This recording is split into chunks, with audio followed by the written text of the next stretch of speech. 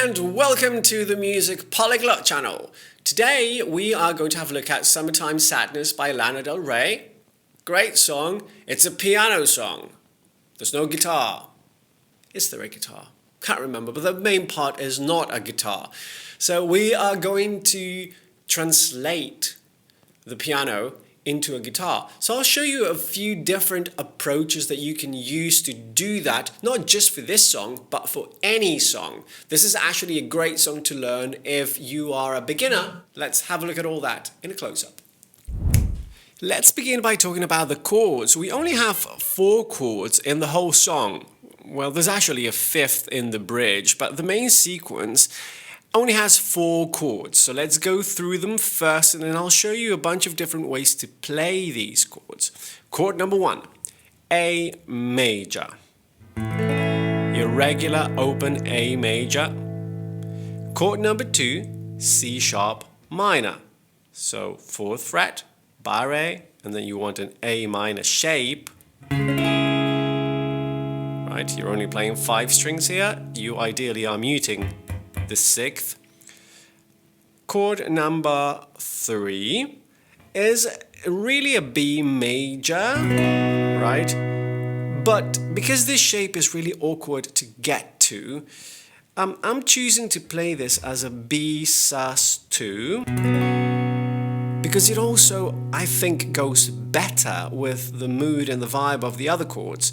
Plus, it's much easier to get to cleanly than a full B major. Obviously, if you want to play the B major, it's an A shape on the 2nd fret with a barre, right? It would be that.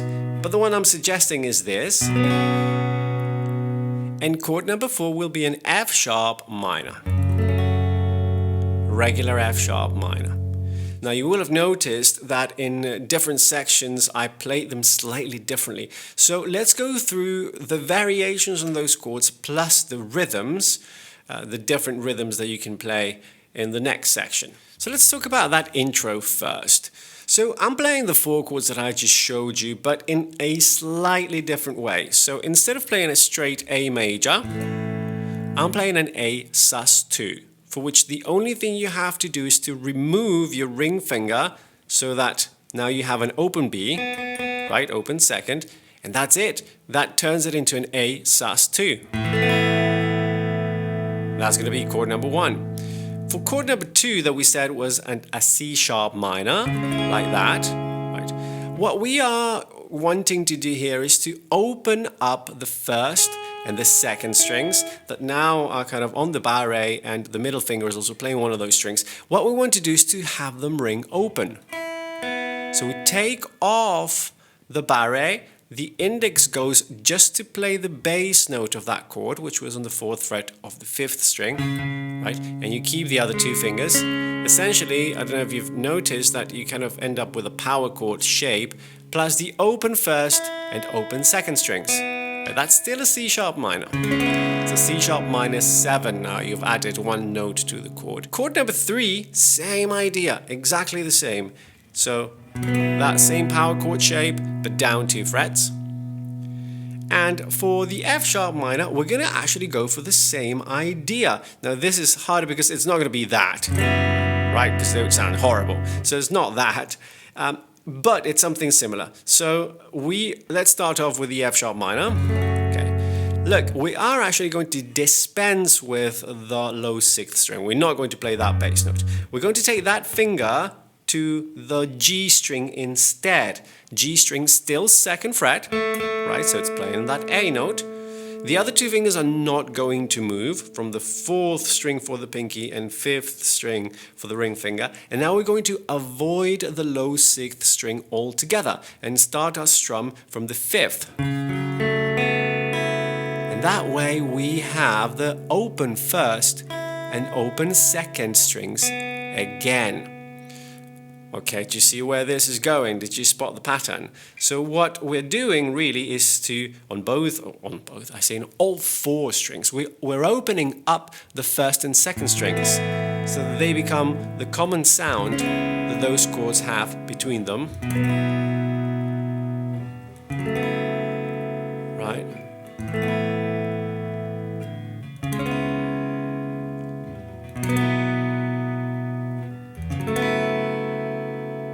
And that sounds lovely, and it works especially well on a guitar. The rhythms that I play there is just one held chord at the beginning of each bar, right? So 1, 4, 1, 2, 3, 4, 1, 2, 3, 4, 1, 2, 3, 4, right? If you notice, I'm using my right hand as kind of my metronome to make sure that I'm letting those chords ring out as long as they need to be. I'm definitely not guessing, right? I'm measuring that time.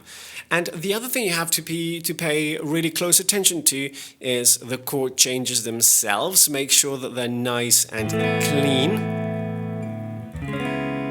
Right? So ideally, a tip rather, to kind of achieve that soft, smooth transition between one chord and the other is to definitely try not touch the first and second strings that are ringing out open. They will serve as the bridge that helps you seamlessly go from one chord to the other. You see, hear there how they're ringing out, so that when you land on the second chord, same thing here. I'm going to slide down, but you hear how those strings are still ringing out. Right? And so those, you see how they serve as your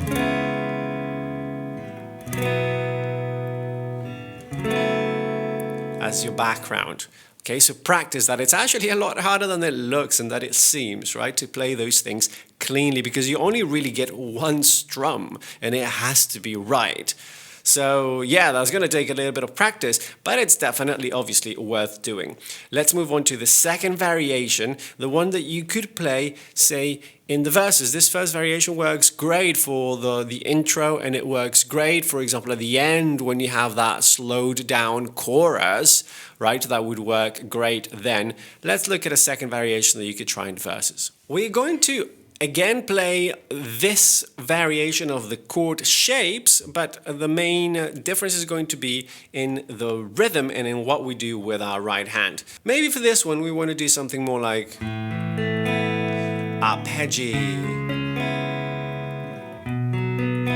Right, I'm gonna slow it right down, check it out.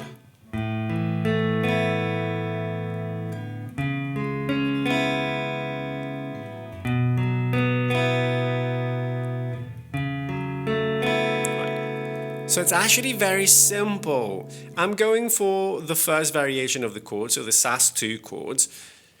And I'm arpeggiating, which means playing one string, one note at a time out of the chord. But it's just a one-directional motion, kind of a sweep movement from the low string, in this case starting with the A, right down, down, down, 3 single notes, and then the last 2 together, which are our open E and open B.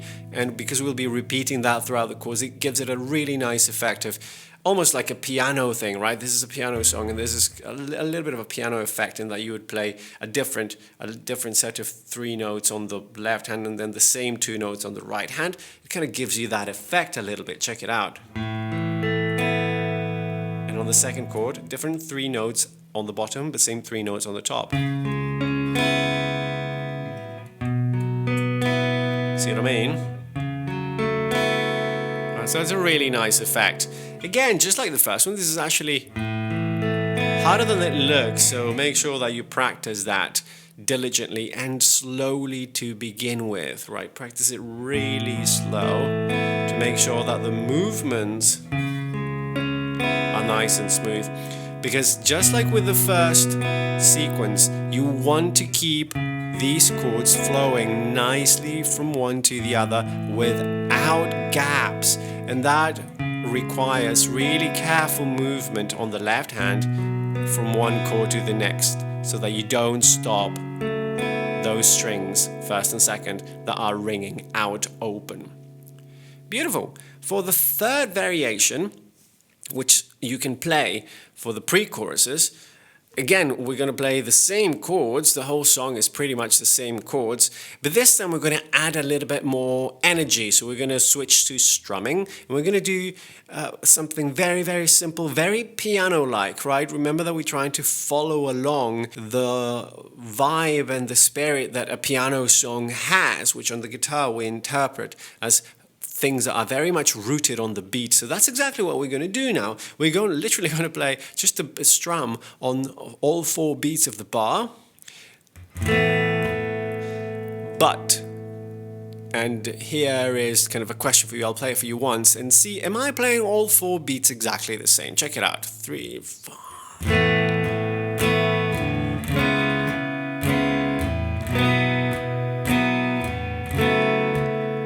Have 1, 2, 3, 4, 2.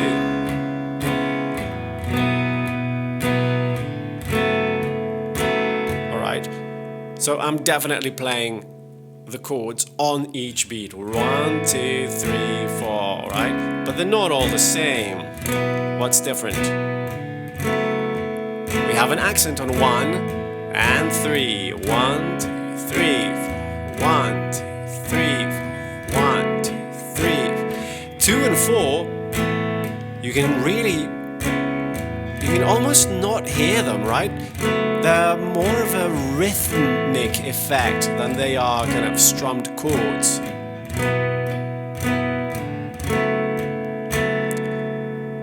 Right. This is a very typical translation, let's say, from a piano accompaniment just on the beat and on the chords to a guitar strumming pattern.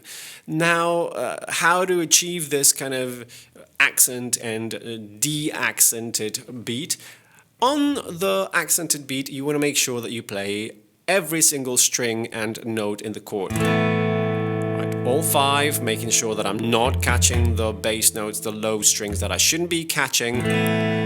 And on the second beat, even though my hand goes down again, right? 1, but I'm really making a point of very gently just brushing the lower strings of my chord, so that if I get anything really, if I actually get a sound out of that second beat, it's going to be mostly the bass note or the bass region. If I slow it down,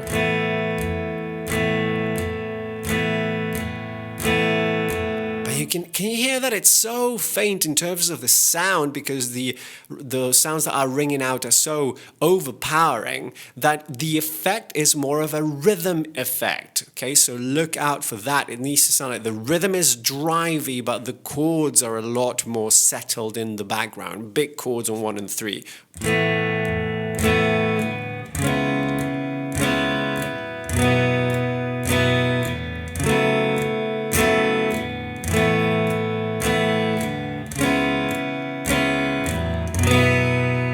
Okay, cool. Practice that a little bit, because what we're going to do in the choruses is actually just to build up from this. So how's it going so far? Hey, listen, if you want the full tab that you can print out and keep and save wherever you want, and if you want to have the same thing, tabs and sheet music to all the other songs on the channel, check out the Patreon page linked in the description below. On the bridge, we're going to be using the same ideas that we just did in the chorus, but let me show you the chords.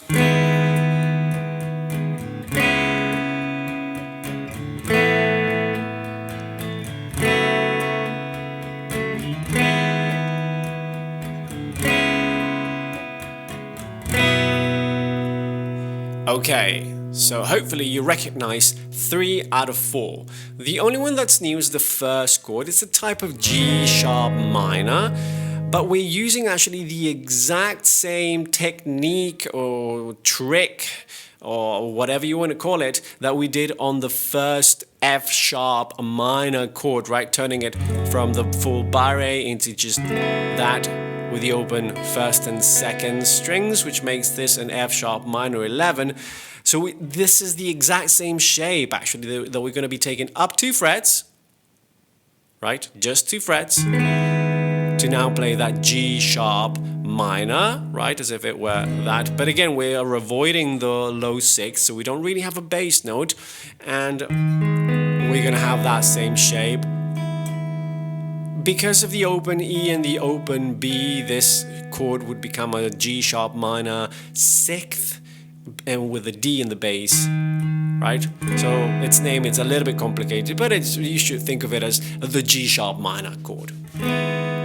Then we go to the C sharp minor, right? So we're just kind of swapping fingers around, and then we go all the way down to the A sus2, and then to the F sharp minor 11 version, and then all we need to do to play the second sequence is just take that shape up 2 frets, and off we go again. The second time it's slightly different, right? Because you don't go down to the A, you go straight down to the B,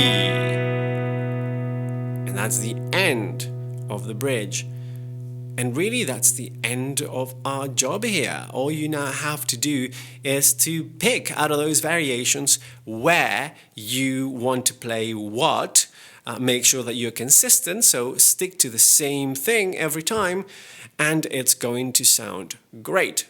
As a last note, so if you have a soprano voice, if you have a high voice, this song is going to be low for you.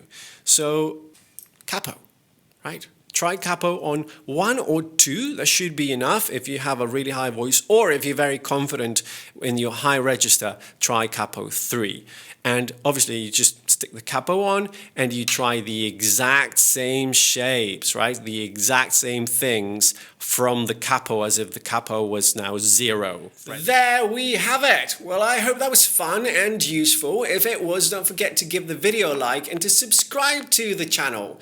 I reply to every comment and question that you leave me in the comment section below, so if you have any questions, please pop them there, and check out the Patreon page if you want tab sheet music to all the songs on the channel. Thank you for staying till the end, and see you next time.